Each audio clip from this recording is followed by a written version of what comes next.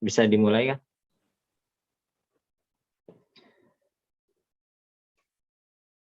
Oke, bismillah. Karena Ustadz Prof. Dadang Kahmat sudah hadir, mari kita buka kegiatan kajian ini. Bismillah. Assalamualaikum warahmatullahi wabarakatuh.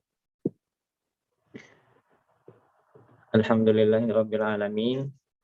Wassalatu wassalamu ala rasulihil karim, nabiyyina Muhammad sallallahu alaihi wasallam wa ala alihi wa ashabihi wa man tabi'ahum bi ihsanin ila yaumiddin, amma ba'd. Segala puji bagi Allah Subhanahu wa taala yang telah melimpahkan rahmat dan karunia-Nya kepada kita semua, sehingga Allah perkenankan kita untuk bertemu, berjumpa meskipun melalui virtual, tapi tidak mengurangi rasa nikmat ini yang alhamdulillah di bulan Ramadan kita masih dipertemukan dengan bulan Ramadan ini untuk dapat beribadah dengan hikmat dimanapun kita berada. Salawat dan salam semoga tercurah limpahkan kepada junjungan kita, suri tauladan kita, baginda Nabi Muhammad SAW, kepada keluarganya, kepada para sahabatnya, dan kepada kita selaku umatnya yang insya Allah kita berusaha untuk menaati segala petunjuk dan tuntunannya hingga yaumil akhir. Amin ya Allah ya Rabbal Alamin.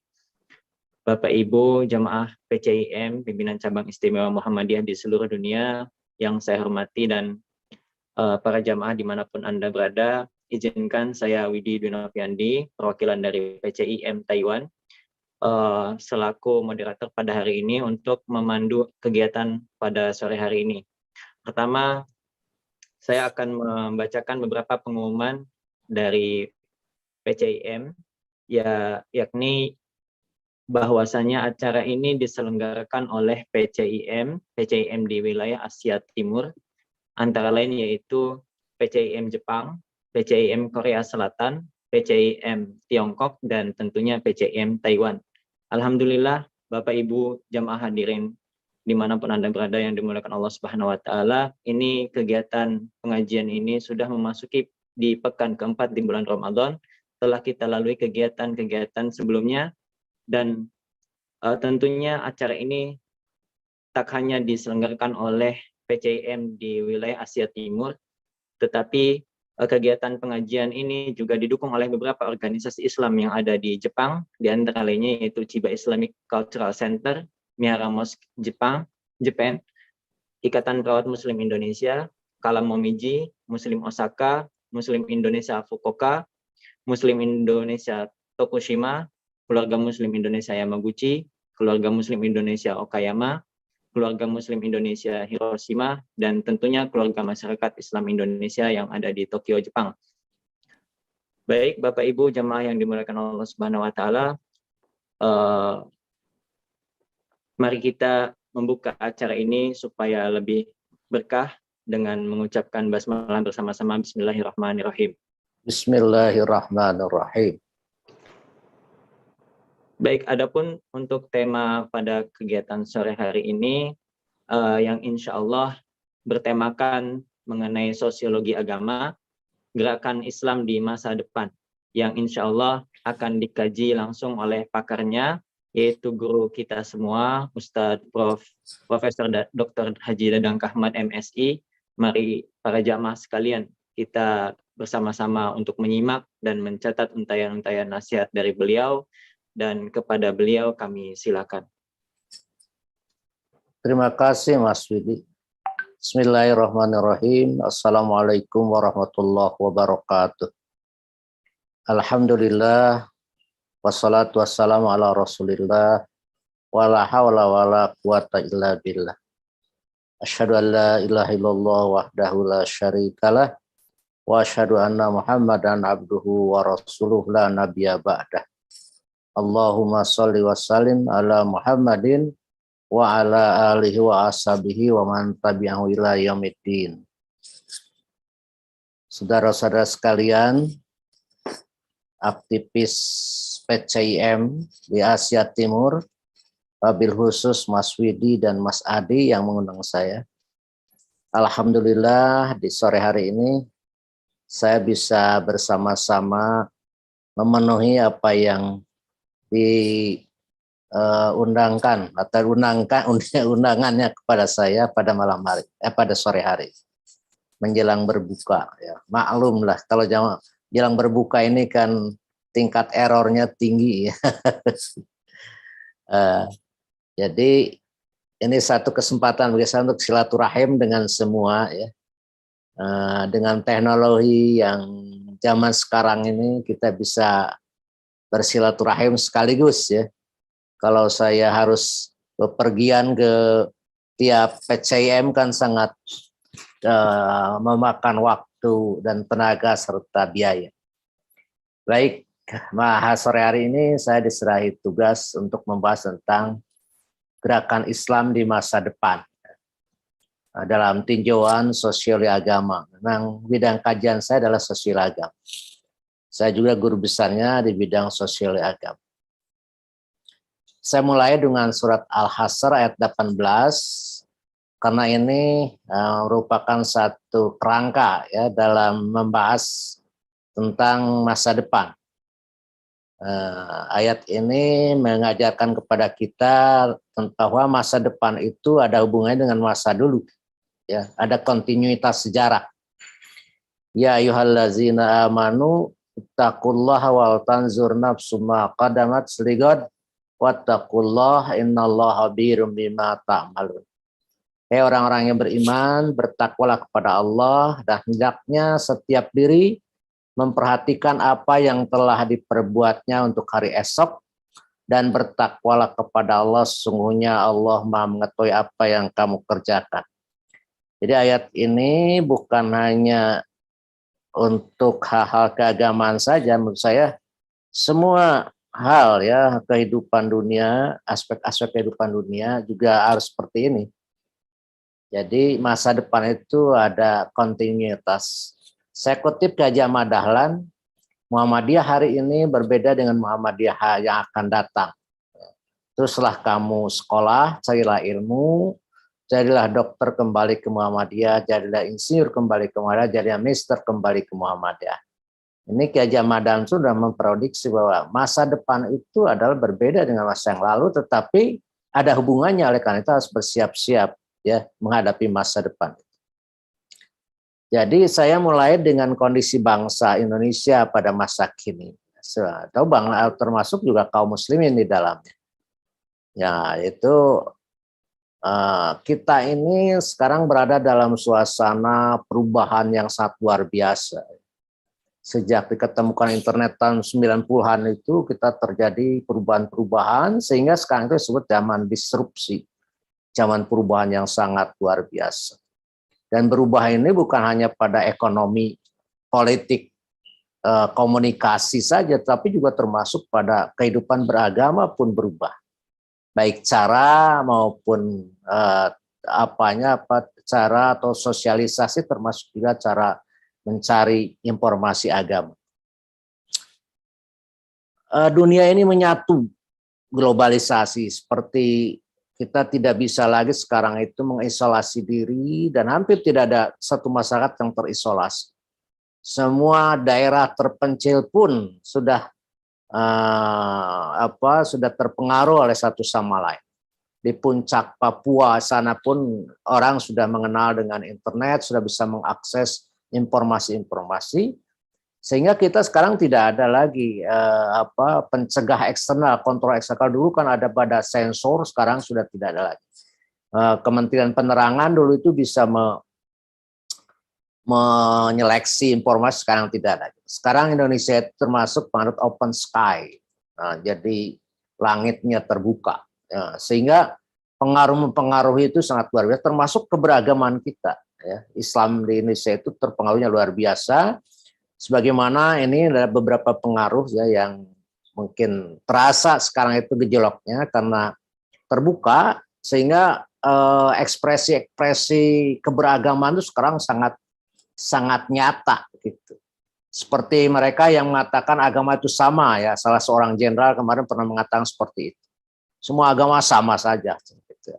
Itu saya kira dari pluralisme agama, ya, John Hick. Ya. Dua orang yang mengatakan agama itu tidak ada yang absolut, semuanya zoni, semuanya dalam keadaan tidak terlalu kuat ya. Terus juga gerakan kesan gender yang ekstrim, yang tidak memperhatikan kebudayaan lokal. Terus liberalisme, menginterpretasi agama seenak sehingga ada jim, ada jil ya. Itu juga bagian dari pengaruh liberalisme. Jil di kalangan tokoh-tokoh muda NU maupun jim di kalangan tokoh-tokoh Muhammadiyah. Ada rasionalisme, ya serba harus masuk akal, termasuk sekularisme yang memisahkan antara urusan dunia dengan agama. Jangan dibawa-bawalah politik mah politik aja, jangan pakai agama, itu kan begitu kata mereka. Ini sangat luar biasa dan pengaruh-pengaruh termasuk juga mungkin trans-islamisme ya, yang tentang radikalisme, terorisme juga masuk ke Indonesia. Nah, inilah yang menyebabkan terjadi berubah cara dan belajar agama. Yang pertama, media sosial itu menjadi tempat belajar agama bagi kalangan muda sekarang. Orang-orang milenial, hasil penelitian PPIM di Jakarta, ya, itu hampir mendekati 70% anak-anak muda itu belajar agama dari media sosial. Hasil penelitian Saudara Puadi, kandidat doktor yang saya bimbing, dia Bekasi, itu anak-anak muda itu tidak mengenal lagi ustadz dari Muhammadiyah, dari NU, dari Persa, mereka ternyata ustadz-ustadz yang ada di media sosial. Seperti yang kita lihat ya, ada Salafi, ada teman-teman dari Al-Sunnah wal Jamaah yang sering bermain di sana. Juga sekarang itu omongan-omongan itu juga tidak, karena memang bermain di media sosial sehingga agama itu disajikan secara ringan. Ya. Mungkin terpengaruh oleh post-truth-nya itu. Ya. Jadi asal bicara, asal menyenangkan gitu. Jadi tidak terlalu rumit seperti zaman dulu. Ya. Sehingga terjadi kedangkalan dalam beragama, terlalu formalisme. Ya. Jadi kedangkalan makna agama itu sangat dangkal karena memang kedangkalan dari informasi yang dia dapatkan. Maka riset-riset menunjukkan bahwa di kalangan mahasiswa, kalangan siswa itu terjadi semacam kecenderungan beragama yang berbeda dengan agama mainstream di Indonesia. Matinya otoritas keagamaan, ya jelas mereka tidak mengunjungi lagi majelis taklim, tidak mengunjungi lagi guru-guru agama atau ulama, mereka lebih senang bermain di media sosial. Ya. Nah, dan ini sangat mengkhawatirkan ya, karena agama itu kan perlu kejelasan dalil ya. Sehingga ustadz-ustadz Muhammadiyah yang terlalu ribet itu agak kurang disenangi ya di media sosial. Apalagi mereka tidak mau bermain di media sosial. Saya sering keliling ya di Indonesia ini. Majelis-majelis taklim itu jarang dihadiri anak-anak muda. Umur 20 tahunan ke bawah itu jarang. Dihadirinya mesti oleh teman-teman atau angkatan saya ya, angkatan baby boomer, angkatan tahun 70-an, tahun 60-an, angkatan 90 2000 jarang ke majelis taklim. Termasuk itu prinsip agama no spiritualitas. Banyak orang mengamalkan spiritualitas yang dari agama tertentu, walaupun dia tidak mengenal agama, seperti yoga itu kan menjadi bagian yang tidak terpisah, termasuk tarian Rumi, ya, walaupun mereka tidak mengenal Islam. Ini juga perubahan perilaku beragama, munculnya fanatisme sempit. Pokoknya kelompoklah yang harus memegang kendali agama, yang benar itu ialah kelompok aku. Itu kan sekarang itu sedang merajalela juga di Indonesia. Konservatisme agama, ada yang mau kembali ke masa lalu dalam bermuamalah. Ya. Kekurangan ilmu agama, sering terjadi ikhtilaf internal umat Islam, jelas ini. Di Indonesia itu bagiannya. Sangat hangat kalau bicara agama Indonesia. Dan yang terakhir itu kultus pada pemimpin agama yang menurut Charles Kimball, salah satu unsur menjadi agama menjadi bencana itu kalau kultus pada pemimpin agama yang terlalu kuat. Ya.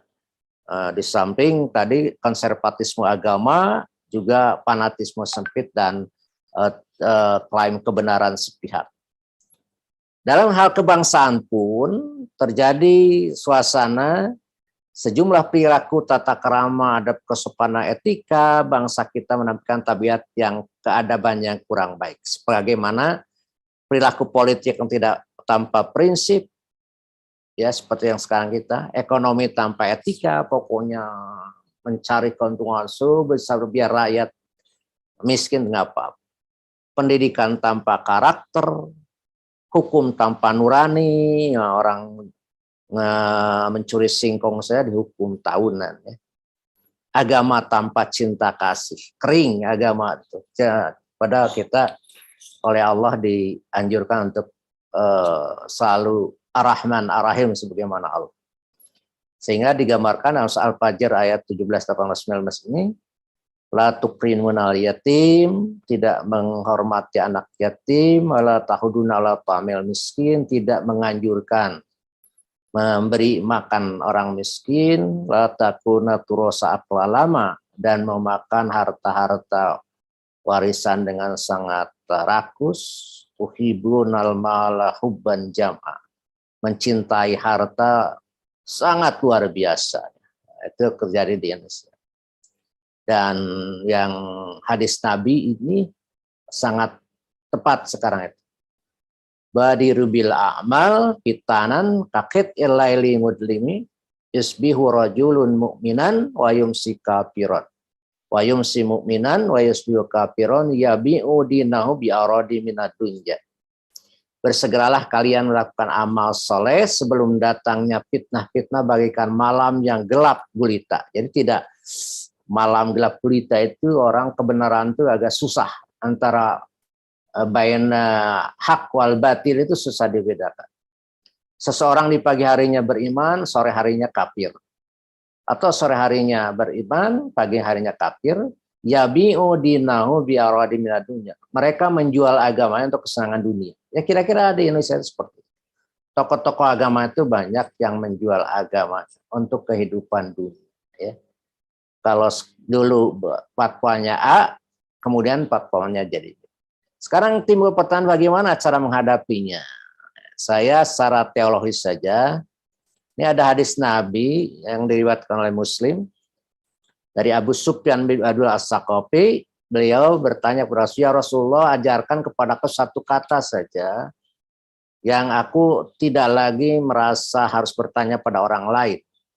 Kata-kata Nabi, kul amantu billah sumastaqim. Katakanlah iman pada Allah kamu dan istiqomah. Nah, mungkin ini harus perlu istiqomah kita. Semua orang harus perlu istiqomah, tidak lagi terbawa oleh arus, ya. Atau ini hadis yang diriwayatkan At-Tirmidzi an Mu'adz bin Jabal annahu qala ya Rasulullah awsani qala ittaqillah summa kunta wa aina ma kunta wa atbi sayatal hasanah tamhuha wa halikin nas bihalakin hasan. Hai Mu'adz, takwalah kepada Allah di mana saja kamu berada atau dalam keadaan apapun. Ikutilah keburukan dengan kebaikan, maka keburukan itu akan terhapus oleh kebaikan, dan gaulililah manusia dengan akhlak. Ini saya sangat senang nih hadis ini, karena pedoman pada kali ini memang tepat. Kita tetap bertakwa, istiqomah, lalu kalau berbuat buruk atau berbuat salah cepat, kita hapus dengan kebaikan pada orang, dan bergaulah dengan manusia dengan akhlak yang terpuji. Akhlak terpuji ini sekarang agak sedikit susah kita temukan ya di pada masyarakat. Kira-kira ini ada 4 langkah ya. Pertama, istiqomah pada nilai-nilai keislaman dan kemuhammadiyahan atau keislaman atau kebangsaan. Yang kedua, memberi teladan pada orang. Kita harus menjadi uswah hasanah. Yang ketiga, memiliki manfaat di mana saja bermanfaat dan memiliki tanggung jawab sosial. Kita tidak membiarkan masyarakat itu, ini amar ma'ruf nahi mungkar itu adanya di sini, tanggung jawab sosial. Dan yang keempat, jadilah masyarakat ilmu pengetahuan yang sekarang ditinggalkan oleh kaum muslimin ini, masyarakat pengetahuan. Kira-kira ini kukuh pada Islam dan kebangsaan, Al-Quran dan Sunnah menjadi cahaya utama ya, sumber inspirasi dan aspirasi. Terus juga ideologi Muhammadiyah bisa, ideologi NU atau ideologi bangsa. Terus juga kita menjadi gerakan Islam, dakwah dan pendidikan. Dan tidak ketinggalan membina akhlak dan karakter sehingga masyarakat Islam yang unggul itu akan terjadi di masa depan. Kita menjadi uswah hasanah dalam diri pribadi kita sendiri, harus memberi contoh ya pada keluarga, di AUM, perserikatan maupun lingkungan masyarakat. Bermanfaat ya pada orang lain dimanapun juga, ya kita seperti halnya lebah selalu bermanfaat pada di mana dia datang, mencari yang baik-baik dan melahirkan yang baik-baik. Punya tanggung jawab sosial, pengakuan terhadap orang lain, perlakuan setara, tidak diskriminatif, toleran, saling menolong, ta'awun, dan itu tidak terbatas pada sesama Muhammadiyah, sesama kaum muslimin. Kerjasama dan pertemanan, layan homollah, dia surat itu Mumtahanah 8 itu sebutkan. Allah tidak melarang kerjasama dan pertemanan dengan orang-orang yang tidak mengusirmu dan tidak mengusirmu dari tempat tanah. Dermawan, saya kira ini merupakan satu sifat dari orang Muhammadiyah, itu kedermawanan. Dan yang terakhir fastabiqul khairat, berlomba-lomba dalam bercepat-cepat dalam kebaikan. Sabiqun nabil khairat, orang-orang yang bagus itu ialah orang yang selalu cepat dalam berbuat baik. Artinya kalau sudah waktunya zuhur, asar, maghrib itu cepat sholat. Kalau sudah ada uang cepat sedekah. Nah, itu yang disebut sabiqun nabil khairat atau fastabiqul khairat. Dan yang keempat adalah menciptakan masyarakat berilmu pengetahuan. Ini mungkin revitalisasi pendidikan, penguatan tradisi literasi, terampil mengembang diri, cerdas dan mampu mengelola perubahan. Ini yang mungkin ini kiat-kiat menghadapi yang sekarang. Lalu bagaimana dalam menghadap seperti apa masalah yang kita cita-citakan itu? Saya ini secara teologis juga, saya lihat di Al-Quran itu banyak gambaran umat ideal. Seperti ummatan muslimatan, itu masyarakat yang berkhidmat, tunduk patuh, pasrah kepada Allah. Rabbana waj'alna muslimin laka min dzurriyyatina rabbana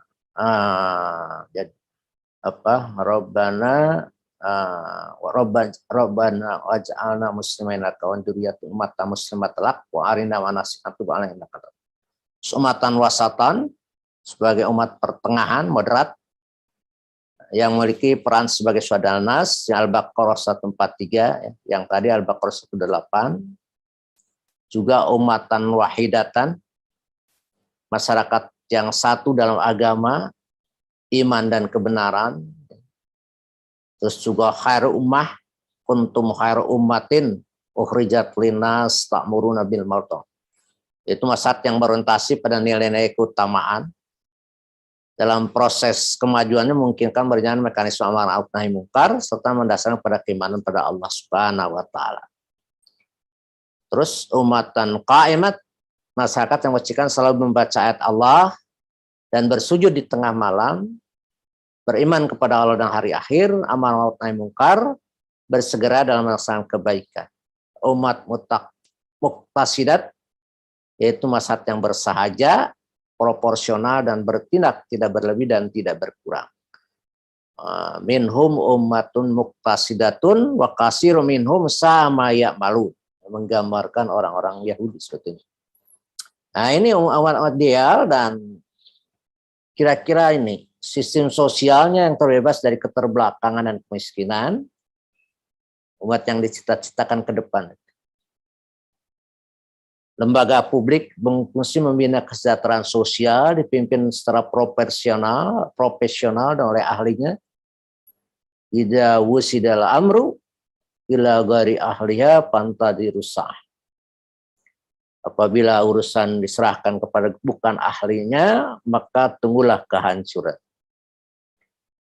Dalam urusan publik diputuskan secara musyawarah, tidak ada diskriminasi hukum dan berlaku bagi semua anggota masyarakat.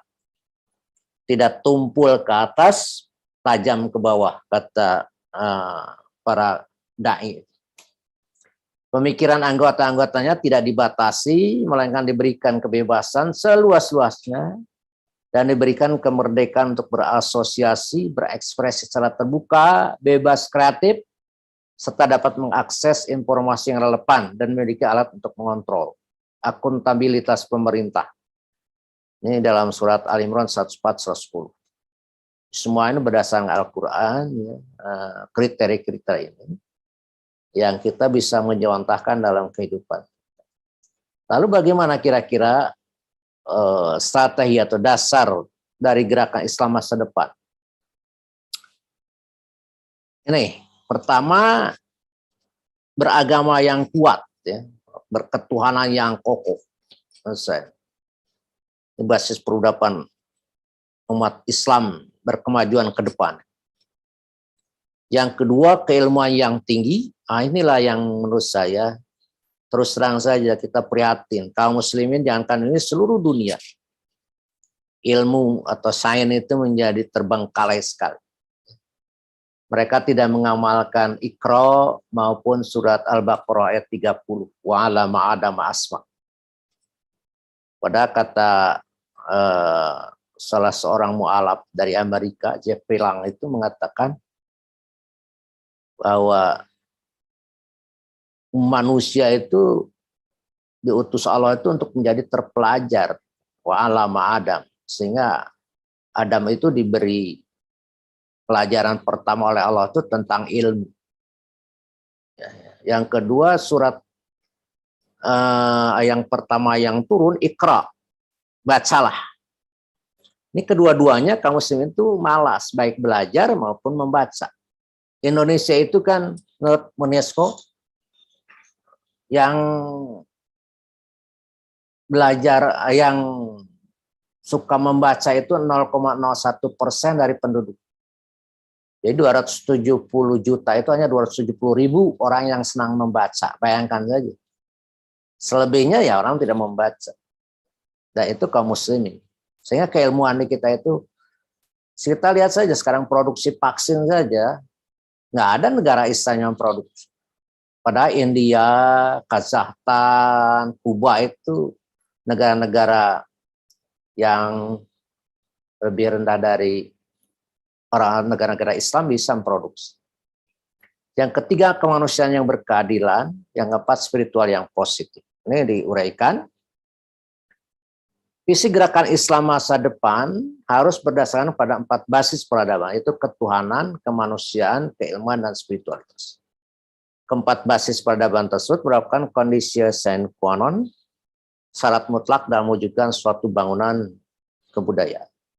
Keempatnya menjadi pijakan utama tali perekat peradaban yang jika salah satu hilang, maka nasib suatu peradaban akan mengarah kepada ketidakberadaban. Basis pertama adalah ketuhanan, dan ini basis yang saling utama. Konsep ketuhanan merupakan kesadaran untuk mengakui keberadaan Tuhan sebagai pencipta, pengatur, pengawas, dan tempat kembali untuk mempertanggungjawabkan semua perilaku kita selama hidup. Nah, ini harus ditanamkan betul. Sekarang itu kan Tuhan itu hanya sebagai pengetahuan saja dalam kognisi. Dihafalkan, wujud kidam bakomualau, tapi tidak diinternalisasi sehingga menjadi kesadaran bahwa Tuhan itu di samping pencipta pengatur juga pengawas sampai hari ini, terus aktif. Nah, kita ini di Indonesia terkenal oleh deisme. Deisme itu suatu anggapan Tuhan itu hanya mencipta, setelah itu dia tidak lagi ikut campur. Nah, itu seperti itu. Maka ketuhanan itu perlu diajarkan sedemikian rupa, diinternalisasikan dalam kehidupan sehingga menjadi betul-betul takwa itu terasa. Yang kedua adalah kemanusiaan. Itu mengakui, memperlakukan manusia sesuai dengan harkat dan martabatnya yang dimuliakan oleh Tuhan. Dari sini berkembang konsep tentang persamaan derajat, persamaan hak dan kewajiban asasi manusia. Visi gerakan Islam masa depan itu harus berorientasi pada pemihakan kepada kemanusiaan. Sebagaimana Muhammadiyah sekarang, ya, berpihak kepada kaum mustadafin, kaum miskin, lemah, tergusur, serta kaum terpinggirkan. Karena itu membangun peradaban harus mulai dengan membangun kesadaran, kepekaan, kepedulian, solidaritas terhadap warga masyarakat yang selama ini diperlakukan secara tidak adil. Saya kira kita dengan melalui Lajismu, MDMC, terus juga dengan gerakan-gerakan apa yang disebut dengan pemberdayaan masyarakat, Lajis pemberdayaan masyarakat itu semua dalam rangka humanitas kita, ya, humanity. Basis ketiga adalah ilmu atau intelektualitas. Ini konsep paling penting dalam Islam, seperti yang saya katakan tadi, yang membentuk kemajuan peradaban adalah ilmu. Islam memberikan landasan yang kuat untuk konsep keilmuan. Sejarah menunjukkan, sebagai Bapak-Bapak ketahui, bahwa terbangunnya suatu peradaban selalu berawal dari madrasah-madrasah, halaqah-halaqah, dan lembaga keilmuan. Ilmu pengetahuan merupakan syarat utama bagi pencerahan dan penyelawatan jiwa serta pencapaian kebahagiaan dan kesejahteraan manusia dalam kehidupan kiamat ke depan. Yang seperti Bapak ketahui, hal ini tidak terjadi di negara-negara Islam, ya, termasuk di Indonesia. Kebahagiaan kesejahteraan. Indeks kebahagiaan itu kan adanya di Eropa Utara, ya. Karena indeks negara-negara bahagia itu Finlandia, Swedia, termasuk Belanda. Kalau negara-negara Indonesia dan India, Arab itu kebahagiaannya sangat rendah. Pada tingkat komitmen agamanya tinggi. Ini yang mungkin yang perlu perhatian. Harus dikembangkan kultur keilmuan dalam ruang-ruang publik, tempat publik, di pasar, di mal besar, alun-alun depan kampus, sekretariat. Harus dibuka ruang dialog, tempat tukar pikiran, taman bacaan, dan tempat untuk berakses ke ilmu. Ini masih jauh ya. Saya tuh selalu ingin memberikan satu motivasi pada masa, terutama mahasiswa saya untuk mau membaca. Nggak tahu di Indonesia itu mahasiswa S3 saja susah membacanya. Lebih senang copy paste dari media-media online yang mungkin tingkat. Kalau baca buku itu mereka sudah lagi sangat jarang. Saya juga sangat sedih itu. Basis keempat adalah spiritualitas. Merupakan suatu yang sakral, sebuah kesadaran mendalam yang menyediakan basis etos bagi setiap aspek kehidupan. Itu rajutan nilai-nilai yang akan membentuk dan mendasari seseorang dalam segala aktivitas hidupnya. Di antara rajutan nilai ini yang paling penting adalah ketulusan, ikhlas, kebenaran, shodiqin, keadilan, al-adalah, kerendahan hati, tawadu, pengabdian, penghormatan atas keragaman, respon positif, kepekaan, dan kepedulian. Nah, ini yang hilang, walaupun Ustadz Kiai ya kadang-kadang suka tidak memiliki spiritualitas. Spiritualitas yang dipahami di kita ini kan zikrullah ya. Atau yang semacam apa ya, malam-malam lalu tahanut gitu. Tapi yang spiritualitas ini adalah kita ini nilai-nilai internalisasi nilai kebenaran, keadilan, kerendahan hati. Itu perlu ini. Termasuk kepedulian terhadap orang lain. Ada empati lah pada orang lain. Nah, ini mungkin yang perlu kita camkan 4 hal. Saya kira itu ya Mas Widi yang dapat saya sampaikan. Kita terima kasih atas perhatiannya. Assalamualaikum warahmatullahi wabarakatuh. Nasruminallah wa wa'atkum qarib. Baik, terima kasih. Jazakallah khairan Ustadz Profesor Dadang Muhammad yang telah menyampaikan materinya mengenai gerakan Islam di masa depan. Selanjutnya kita buka untuk sesi diskusi dan tanya jawab kepada Bapak Ibu dan para jamaah semua diperkenankan atau dipersilakan untuk mengajukan pertanyaan atau barangkali ada yang mau diskusi bisa dengan mengangkat tangan atau raise hand, atau juga dapat menuliskan pada kolom komentar di platform Zoom ini. Silakan kepada Bapak Ibu barangkali ada pertanyaan.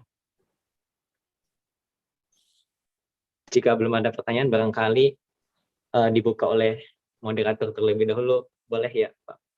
Silakan Mas Widi. Baik, mungkin sambil menunggu pertanyaan dari Bapak Ibu, menarik terkait tema pada sore hari ini. Saya pribadi sebetulnya memiliki sedikit pertanyaan yang barangkali bisa diberikan pencerahan oleh Ustadz Profesor Dadang. Mungkin yang pertama, saya ingin menanyakan Prof, bagaimana membendung arus era digital ini. Kita seringkali melihat di media sosial itu ada namanya fenomena hijrah, Prof. Fenomena hijrah untuk anak muda. Nah, kita dan khususnya untuk para anak muda itu bagaimana menyikapi fenomena hijrah agar hijrah kita itu betul-betul tepat dalam beragamanya. Jadi jangan sampai hijrah kepada arah yang salah gitu, Prof. Nah, barangkali bagaimana untuk menyikapi fenomena yang ada di zaman sekarang sehingga ini mempengaruhi anak-anak muda seperti itu, Prof. Ya. Saya kira pertanyaan bagus. Jadi saya itu kebetulan di PP Muhammadiyah itu diserahi tugas untuk hal ini ya, mengantisipasi perubahan-perubahan cara belajar agama. Memang sekarang itu kecenderungan orang belajar di media sosial itu sangat tinggi, sebagaimana tadi datanya saya sebutkan. Nah, oleh karena itu ciri dari media sosial itu siapa saja yang bisa bermain di sana secara intent ya, secara kuat ya. Yang bisa bermain di sana itu ternyata bukan orang-orang Muhammadiyah ya, orang-orang Muhammadiyah itu sangat sedikit yang mau bermain di sana, bahkan kita sulit. Kalau kita ketik saja di Google Google pencari informasi itu tentang suatu hukum, katakanlah hukum berkumur-kumur pada bulan puasa, ya, yang sangat kuat, itu pasti muncul tuh bukan dari Muhammadiyah. Yang paling atas tuh dari orang lain, biasa orang. Oleh karena itu anak-anak muda kita itu kan melihatnya seperti itu. Siapa yang mengisi media-media sosial? Saya kemarin mengumpulkan Majelis Tarjih, Majelis Tabligh, MPI, dan Majelis Tablighnya Aisyah. Membicarakan hal ini, gimana kita membanjiri informasi media sosial dengan informasi keagamaan yang berkemajuan ini. Islam berkemajuan. Kalau tidak ya akan merebut itu informasi orang lain. Maka anak muda itu mungkin kalau disurvei, ya saya belum mensurvei, kecenderungan ideologi agamanya bukan lagi ideologi Islam berkemajuan atau Islam Muhammadiyah. Maka mereka akan mengambil ideologi lain yang memang mereka konsumsi ya, yang mereka bisa belajar dari sana. Oleh karena itu sekali lagi ini saya menghimbau mari kita semua orang. Saya pernah mengumpulkan penggiat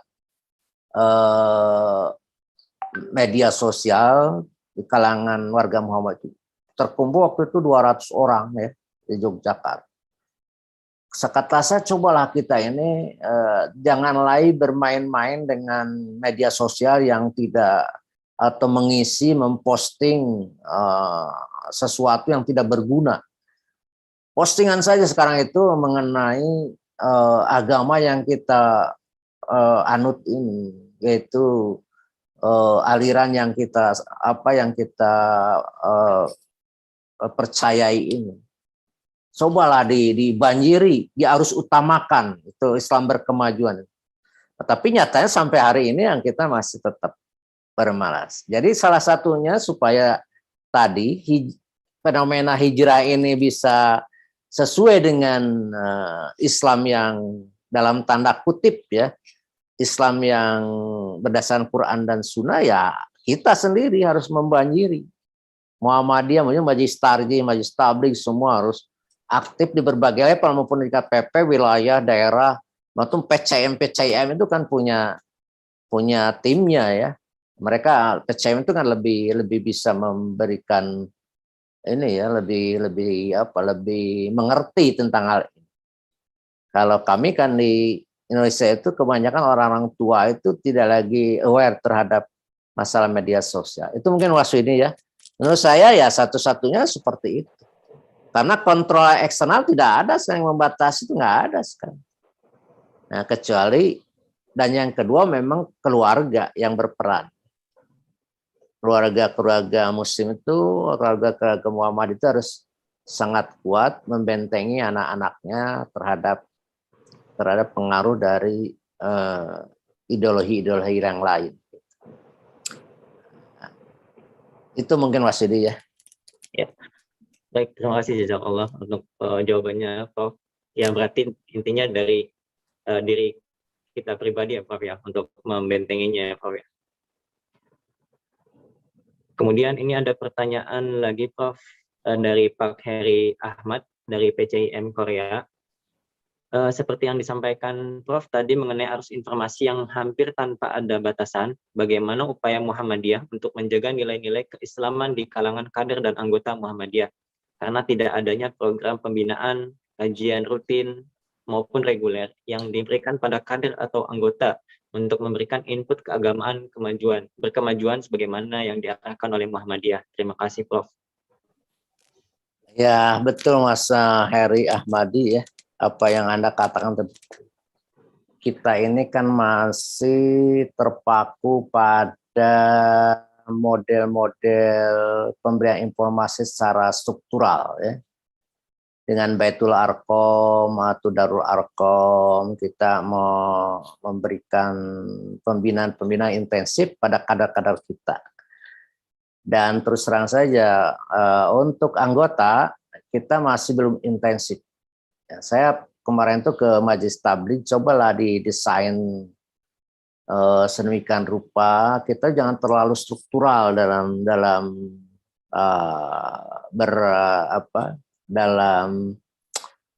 mensosialisasikan pembinaan kader.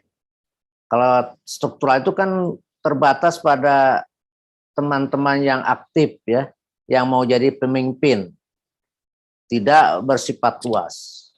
Dan pengajian-pengajian itu terus terang saja tadi, kita belum bisa menjangkau pengajian anak muda. Sehingga dulu pernah ada dibuat semacam dakwah kultural waktu itu. Yaitu dakwah disesuaikan dengan karakter-karakter dari mad'u. Ada lapisan atas, lapisan menengah, lapisan bawah, lapisan marginal, dan kelompok-kelompok tertentu. Termasuk di kalangan-kalangan profesi tertentu. Itu sudah didesain, tapi kenapa ya tidak jalan? Saya juga tidak tahu. Mungkin kita masih terpaku dan bangga dengan amal usaha mungkin ya. Sehingga pembinaan kita masih di dalam amal usaha itu, di pendidikan, di kesehatan, di panti sosial, belum menjangkau seperti teman-teman yang lain yang bisa public sphere-nya itu luar biasa ya, kayak Abdus Somad itu kan kayak kayak itu kan sangat luar biasa pengalaman. Ya kita masih terbatas dan balik kita masih belum bisa seperti itu. Tapi insya Allah ini Mas Ahmad Heri ya, mungkin perlu ada input dari antum semua ini berkenan dengan intensifikasi sosialisasi Islam berkemajuan bagi kader gitu, ya, bagi kader maupun bagi anggota serta masyarakat luas gitu, supaya lebih intensif lagi. Mungkin ini Pak Mas Heri ya seperti itu. Koreanya Mas Heri ya.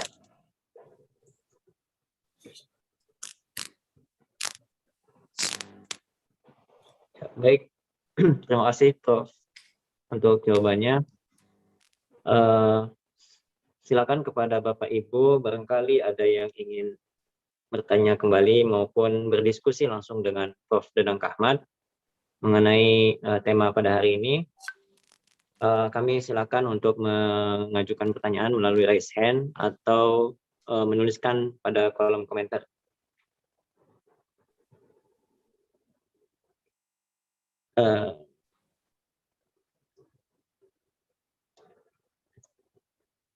Kalau di Jepang sudah berbuka puasa jam berapa? Oh ya, udah ya. Karena sampai 15 ya. Ya baik, nggak apa-apa. Kalau di Taiwan di sini masih jam 17.20. Oh, hampir sama dengan Indonesia ya. Indonesia jam 17.50. 17.50. Oh. Iya, mungkin barangkali itu jika tidak ada pertanyaan kita akan tutup sesi diskusi kali ini. Sebelum tutup pengajian pada hari ini, izinkan saya untuk membacakan sedikit poin-poin penting dan catatan dari nasihat yang disampaikan oleh Ustadz Profesor Dadang Kahmat, yang pada intinya di tema hari ini adalah dengan kemajuan teknologi, tentu agama bisa dicerna secara ringan dan tidak rumit seperti zaman dahulu, sehingga dapat kali disalahgunakan sehingga menimbulkan kedangkalan makna beragama yang sehingga menyebabkan perubahannya cara belajar beragama dan akhirnya menyebabkan perubahan perilaku kebangsaan.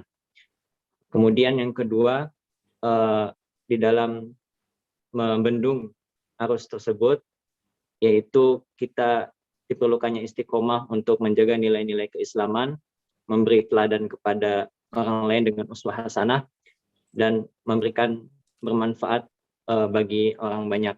Dan yang ketiga, dalam mewujudkan umat Islam yang berkemajuan, yaitu kata kuncinya adalah dengan tauhid, ilmu, dan amal. Itu yang barangkali bisa disimpulkan pada kesempatan kali ini. Mudah-mudahan kita dapat mengambil manfaatnya dan dapat diamalkan di kehidupan sehari-hari kita. Barangkali sebelum diakhiri, untuk closing statement barangkali dari Profesor Dadang Kahmat, kami silakan ada closing statement. Terima kasih Pak Aswidi. Jadi saudara-saudara, Bapak dan Ibu-ibu yang aktivis PCIM di Asia Timur, terima kasih atas perhatiannya. Saya juga berdoa semoga Anda semua sehat, sukses ya. Apapun program Anda bisa Anda raih dengan prestasi yang bagus dan bisa kembali berkhidmat di Muhammadiyah nanti di tanah air. Amin. Nanti ya, insya Allah kalau Anda sudah lulus ya tinggal lapor aja ke Majelis Dikti ataupun ke Hublu ya bahwa saya sudah lulus. Insya Allah kalau saya pun nanti bisa ikut membantu saudara-saudara sekalian. Terima kasih. Assalamualaikum warahmatullahi wabarakatuh. Siap, Prof. Terima kasih banyak, jazakallahu khairan atas nasihat-nasihat dan untayan faidah yang telah disampaikan. Terakhir mengutip perkataan Kiai Haji Ahmad Dahlan yang tadi disampaikan oleh Profesor Dadang Kahmat, yaitu Muhammadiyah sekarang ini lain dengan Muhammadiyah yang akan datang. Maka teruslah kamu bersekolah, menuntut ilmu pengetahuan di mana saja, jadilah guru, kembali kepada Muhammadiyah, jadilah master, insinyur, dan lain-lainnya, dan kembalilah kepada Muhammadiyah. Begitu pesan dari Kiai Haji Ahmad Dahlan, founder Muhammadiyah. Terima kasih sekali lagi kepada Profesor Dadang Kahmat, guru kita semua yang telah menyempatkan waktu untuk mengisi tausiah menjelang berbuka PCIM se-Asia Timur, PCIM Jepang, PCIM Korea Selatan, PCIM Tiongkok, dan PCIM Taiwan. Dan terima kasih juga kepada para jamaah semua, Bapak Ibu yang telah mengikuti kajian ini. mudah-mudahan mendapatkan keberkahan. Mohon maaf atas segala kekurangannya. Mungkin kami tutup untuk pertemuan kali ini. Kita tutup dengan doa kafaratul majelis. Subhanakallahumma wa bihamdik asyhadu an la ilaha illa anta astaghfiruka wa atubu ilaik. Sekedar info untuk besok masih ada kegiatan pengajian dengan Profesor Gunawan di jam yang sama. Sekian, wabillahi taufiq wal hidayah. Nasrun minallahi wa fathun qarib. Wassalamualaikum warahmatullahi wabarakatuh. Waalaikumsalam warahmatullahi wabarakatuh. Ya, jazakumullah khairan. Terima kasih Ustadz. Sama-sama, mohon izin ya Lab ya. Ya, Prof. Terima kasih banyak. Mangga. Terima kasih sama-sama. Enggak, sami-sami.